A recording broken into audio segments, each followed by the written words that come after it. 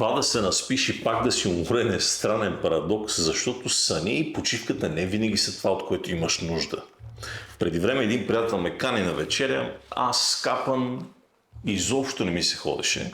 На ръба бях да се откажа, обаче отивам по задължение. Сядам на масата и се озвавам до един човек, когото не познавам. Заприказвахме се, ама не за работа, за коли, за времето, а за съществени, истински неща. Усетих как не се преструвам за нищо. И още по-хубавото беше, че исках да слушам повече, отколкото да говоря. По едно време вдигам глава, то станало един и нещо през нощта.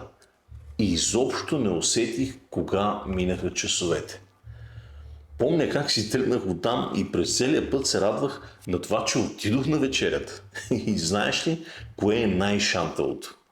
Прибрах се по-зареден, отколкото тръгнах. На другия ден бях друг човек.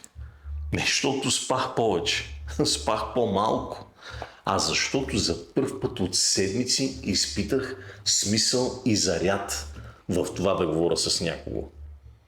И тогава ми просветна. Ние сме изморени не само от работа.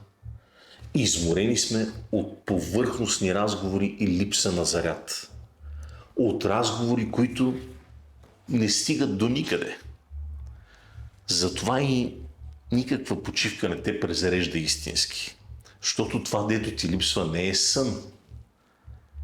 Един истински разговор те връща към живота по начин, по който седмица в хотел не може. Ей, това правим на The Table. Сядаш на една маса с шепа непознати, 8 души една вечер, няколко часа разговори с заряд. Без с какво се занимаваш, без надлъгване, само истински хора и истински разговор. И си тръгваш зареден. Ако живееш в Лондон и ти звучи като нещо, от което имаш нужда, напиши ми маса и ще ти отговоря лично.